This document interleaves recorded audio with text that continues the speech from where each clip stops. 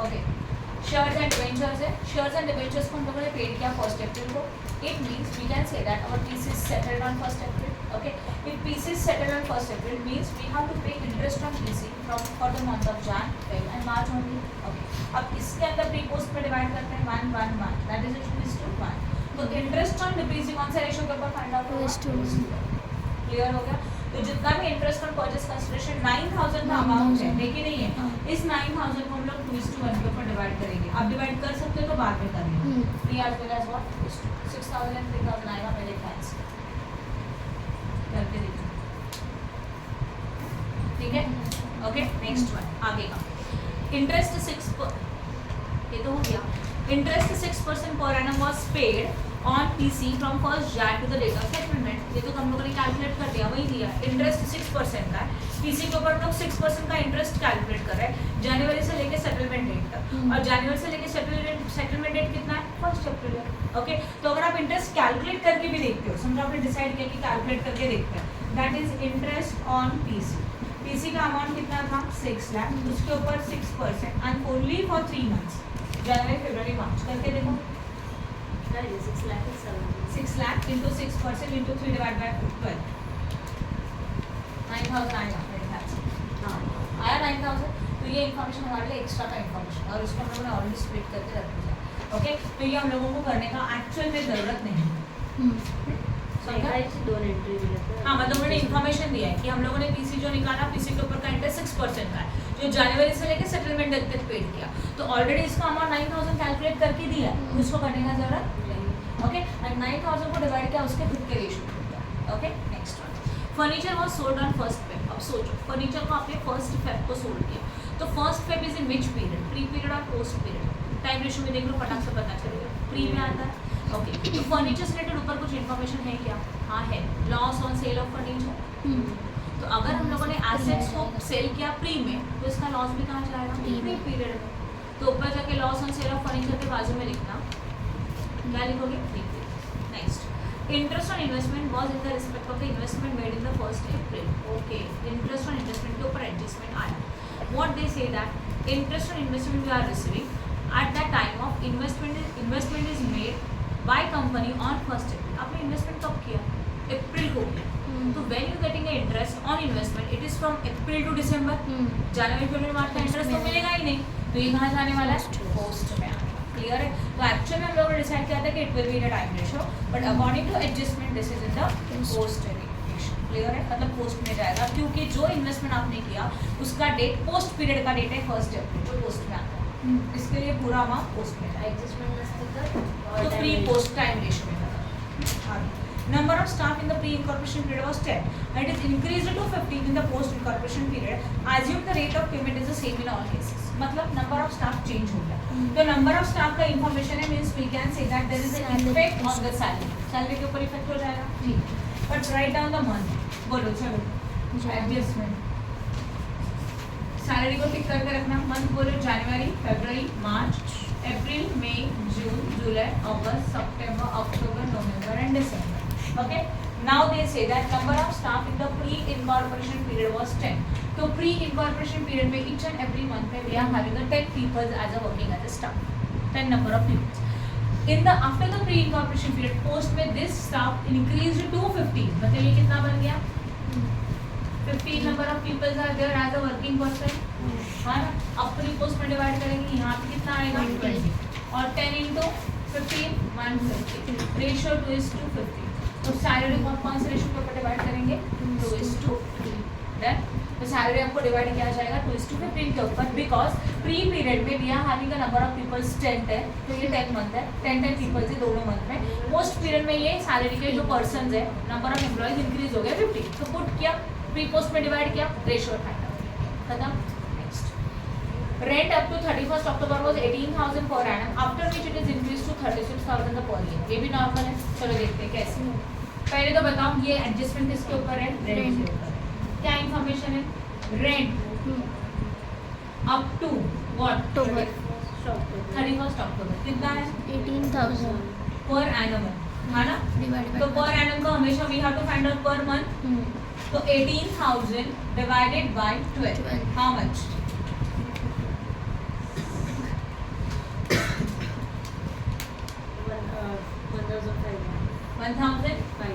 500 आया पर month, okay. ये अब कब तक? अक्टूबर तक।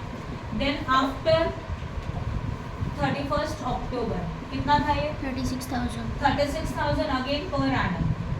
तो 36,000 divided by 12, 3,000 per month, okay. Now write down month, Jan, Feb, March, अप्रैल, मई, जून, जुलाई, अगस्त, सितंबर, अक्टूबर, नवंबर, दिसंबर। 1,500 अप टू 31 अक्टूबर। तो जनवरी, फरवरी, मार्च, अप्रैल, मई, जून, जुलाई, August, September and October also. And after that it is a how much? 3,000 and 3,000. 3 post में डिवाइड करेंगे ये। तो 1,500 and 1,500 that is only 3,000. अभी देखो 1 2 3 4 5 6 7 8 मंथ तक कितना था? 1,500 into 8 plus what? 6,000. ये कितना है? 12,000 12 ना plus 6 how much? 18.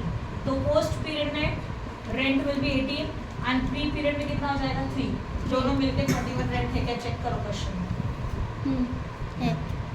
समझा? तो 21,000 इस रेशियो के ऊपर डिवाइड, समझा कि नहीं? आगे खत्म। Prepare statement of profit and loss column form showing a distinct allocation of the easy है, बहुत क्लियर हो गया। अच्छा ये था वर्किंग, आप मेन टेबल बना सकते हो। पॉज करो। Okay, question number 30। Date of incorporation of 1st August. Take over the business of Mr. Chanmay with the effect from 1st April. So date of acquisition is the 1st April. Acquisition to August के तक क्या हो जाएगा हम लोगों का? जो भी पीरियड है that period is known as a what? Pre period. Yes or no? ठीक है। उसके बाद office salaries which ratio? Time ratio. Chinmay's salary. Pre. Advertisement. Sales.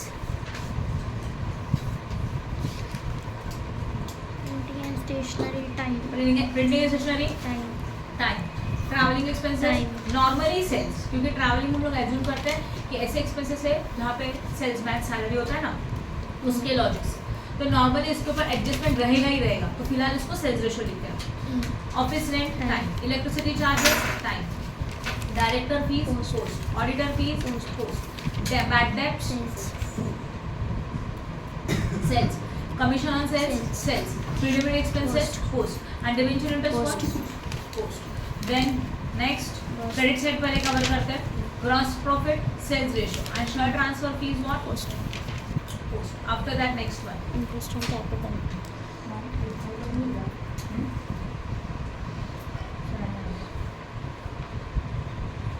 Next one interest on capital बोलो।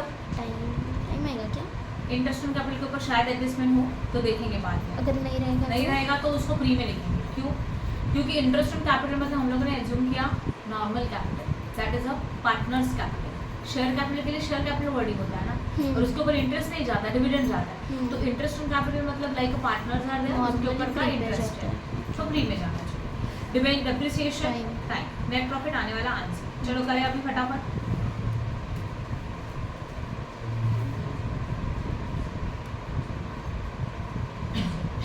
Total sales amounted how much? 8 lakhs. 8 lakhs. Arose evenly per month from 30th September 2019, whereas the recorded increase of 2/3 from the per month during the rest of the period. इसका मतलब क्या बोला उन्होंने?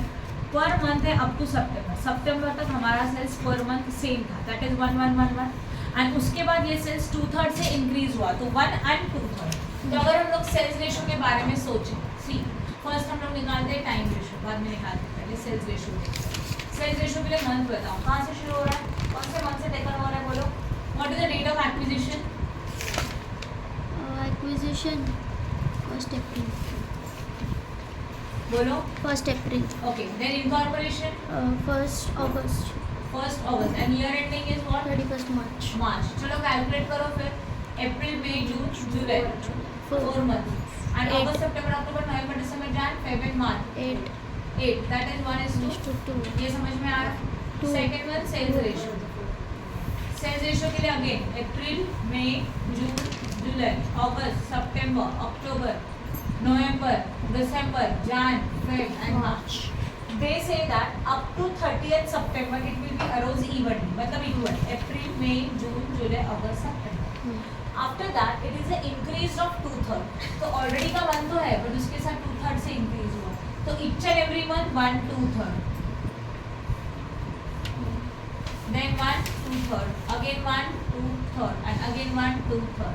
अब इसको pre post में divide करेंगे 1 अगस्त, अप्रैल, मई, जून, जुलाई.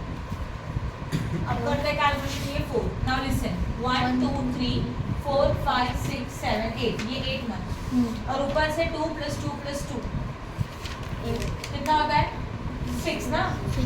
6 + 2 8 10 12 1 2 3 4 5 6 6 to the 12. तो plus 12/3, 3 1s are 3, 3 4s are 12, 8 नहीं 8 + 4 12 और यहाँ पे 4, दैट इज 1:3. हो गया. This is your sales ratio. समझ में आया? 30 सितंबर 30 सितंबर बोला तो सितंबर तक बोला. अगर 1 सितंबर बोला था तो वन यहाँ तक होता था और फिर आगे से 2/3 का increase. Okay. Now office rent was paid 8400 per annum up to सितंबर. अभी की तरह हाँ ना. थर्ड वन हुआ ऑफिस रेंट, उसके ऊपर एडजस्टमेंट है. क्या बोला है? Office rent up to what? 30 सितंबर कितना था? 8400. Per annum. तो first of all we have to find out it is for per month. तो 8400 divided by 12, 700 per month. Now, after 30th September, our rent will be how much? 10,800. 10,800, but it is again per annum. Now, for per month, 900. 10,800 divided by 12, 900. 900 per month. Now, write down month line wise. First one is what? April, May, August, September, October, November, December, Jan, Feb and what? March. चलो बताओ 700 per month है ना सितंबर तक. अप्रैल, मई, जून, जुलाई, अगस्त, सितंबर. Then अक्टूबर, नवंबर, दिसंबर, जैन, फेब, मार्च. प्री पोस्ट में डिवाइड करो इसको. जुलाई तक. यस, जुलाई तक. इसके लिए ये काम आएगा प्री पोस्ट. फर्स्ट अगस्त बोला 1 2 3 4 2800 एंड ये 1500 प्लस 5400 ना. 4,500. 1 2 3 4 5 6 5400 प्लस 1400 6800. सही है. तो what is your total calculation of office rent in the pre period? 2800 and in post period how much? 6800. I have no doubt in this. समझ में आया? After that, next one. Traveling expenses include 1600 towards sales promotion. Traveling expenses किसका है? Sales का है. And balance traveling expenses are fixed ratio. जो fixed है वो कौन सा ratio के ऊपर? Time ratio. बराबर ना. और जो सेल्स के ऊपर डिपेंड है 1600. First of all what is your total travelling expenses? बोलो. 4,000. Okay. 4000 is your total travelling expense. उनमें से 1800 इज डिपेंड अपॉन सेल्स ना. तो 1,600. ओके. 1600 रिलेटेड टू सेल्स ना. तो इसको Sales सेल्स रेशियो के ऊपर डिवाइड करो. बाकी का फिक्स्ड है. मतलब कितना? 2,400. 400. This is a time Time ratio. ratio. अब कर सकते हो. हाँ. ओके. फिर प्री को ऐड करके लिखना, पोस्ट को ऐड करके लिखना. हो गया. Bad debts written off were और debts of 400 taken over from the vendor. Total bad debts कितना था पहले वो बता. How much is total bad debts? 1,200. कितना? 1,200. इसमें से 400 ऐसा बैड डेट्स है जो वेंडर से लिया. वेंडर मतलब 3. सही है ना. ओके. बचा कितना? चेक करो. 800 बचा. नीचे क्या बोला? 800 in the respect of the goods sold in the September. ऐसे गुड्स जो सितंबर सोल्ड के उसमें का बैड डेट्स है. तो सितंबर कहाँ आ रहा है? Post. पोस्ट. तो ये बैड डेट्स कहाँ जाएगा? Post. बताओ. If in this question they just say that कि 400 is related to the vendor ना, तो ये वेंडर का होता है मतलब प्री का. और बाकी का फिर pre post time sales ratio पे पड़ेगा. राइट. पर इस क्वेश्चन में आपको स्पेसिफिकली इन्फॉर्मेशन दिया व्हाट कि जो 800 है ऐसे गुड्स है जिसको आपने सितंबर में सोल्ड किया था और सितंबर में पोस्ट में आता है इसलिए पोस्ट में आता है. सही है. आगे. Then Mister Chinmay agreed to get account audited.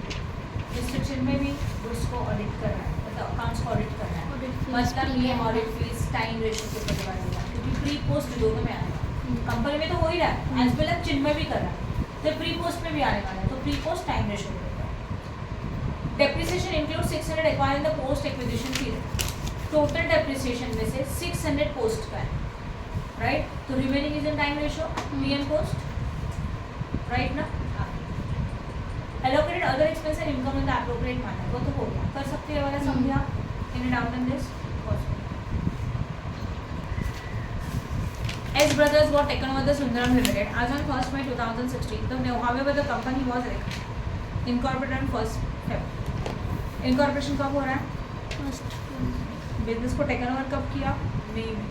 तो मई से लेकर जनवरी तक प्री पीरियड, मई, जून, जुलाई, अगस्त, सितंबर, अक्टूबर, नवंबर, दिसंबर एंड जनवरी। कितने मंथ्स आ गए प्री पीरियड में? 9।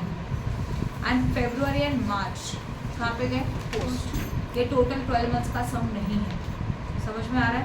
मई को टेकन ओवर किया मार्च एंडिंग में, सोचो ना फिर, मई, जून, जुलाई, अगस्त, सितंबर, अक्टूबर, नवंबर, दिसंबर, जन, फरवरी, मार्च, कितने मंथ्स का इन्फॉर्मेशन होगा? 11 मंथ्स का क्वेश्चन है, समझा? वापस बताओ, सिंपल है। देखो, बिजनेस को टेकन ओवर कब किया? फर्स्ट मई। और इनकॉर्पोरेशन कब हुआ? फर्स्ट फेब को, है ना? तो अभी यहाँ ध्यान देना, अगर हम लोग इसका वर्किंग नोट बनाए तो पहले क्या निकलता है? Time ratio. What is the date of acquisition and date of incorporation? Date of First acquisition May. First में, incorporation what? First Feb, and year ending is what? 31st March. 31st March. सही है, करो फिर। मई, जून, जुलाई, अगस्त, सितंबर, अक्टूबर, नवंबर, दिसंबर, जन एंड फेब, 10 मंथ्स। फेब नहीं आएगा, ओनली जन तक आएगा। मई, जून, जुलाई, अगस्त, सितंबर, अक्टूबर, नवंबर, दिसंबर, जन, 9 मंथ्स, राइट? फर्स्ट फेब के बाद क्या हो जाएगा? फरवरी, मार्च, 2 मंथ्स, 11 मंथ्स का ईयर है, समझा? क्योंकि टेकन ओवर कब किया? फर्स्ट मई को किया। जरूरी नहीं है ना कि हर बिजनेस अप्रैल को ही टेकन ओवर करे, जरूरी नहीं है, कभी भी हो सकता है। तो ये होगा आपका time ratio. I used to remember this, समझा? तो यहाँ पे जितने भी जब भी आप मंथ लिखोगे, कहाँ से लिखेंगे? मई से लेके मार्च तक, समझा? आगे का now opening stock ignore, purchase ignore, wages is also ignore. Gross profit which ratio? Sales ratio. Sales normal, कुछ नहीं करोगे इसका। इस साइड का gross profit की sales ratio. Salaries? Time, Rent? Time, Delivery van expenses? Time. Sales. Delivery van sales के लिए होता है, goods को सोल्ड करे तो delivery van है। Sales ratio. General expenses? Time ratio. Advertisement expenses? Sales ratio. Bad debts written off? Sales ratio. Debenture interest? Post. Director meeting fees? Pre-level expenses? Net profit ignore करो, gross profit पता है, discount? Purchase. Purchase पे नहीं आएगा। ये इस वाला ratio है ना, इस वाला क्रेडिट वाला है ना, तो डिस्काउंट रिसीव्ड है। तो डिस्काउंट रिसीव कब होता है? परचेज के टाइम पे, तो विच रेशियो? परचेज। समझा? Okay, now listen. Sales in the pre-incorporation period and post-incorporation is given below. 6,000 per month, 9,000 per month. आप कर सकते हो क्या? पूरे मंथ्स लिखो। प्री पीरियड में 6,000 पर मंथ, पोस्ट पीरियड में 9,000 पर डायरेक्ट कर सकते हैं ना, 6,000 into 9। हाँ, 6,000 into 9 and 9,000 into gross profit percentage fix. Gross profit तो वेट, ये सेल्स नहीं है ऊपर का, सैलरी है। इन्फॉर्मेशन जो है फर्स्ट वाला वो सैलरीज का है, तो सैलरी के लिए इन्फॉर्मेशन हो गया, ठीक है? बट ऐसे ही होगा, ठीक है? Gross profit percentage is fixed. Average monthly turnover is 9 times in May, October and November as compared to the average monthly turnover in the remaining month. मतलब क्या? मई, अक्टूबर एंड नवंबर में हमारा जो सेल्स है वो 9 टाइम्स है, that is 999 and remaining months में कितना? 1 समझा? फिर प्री पोस्ट में डिवाइड करो, प्री का टोटल करो, पोस्ट का टोटल करो, खत्म। मई, अक्टूबर, नवंबर में 999, बाकी सब में 111। समझ में आया? Audit fees 5,500 is to be provided about period. Audit fees पूरे साल का है, तो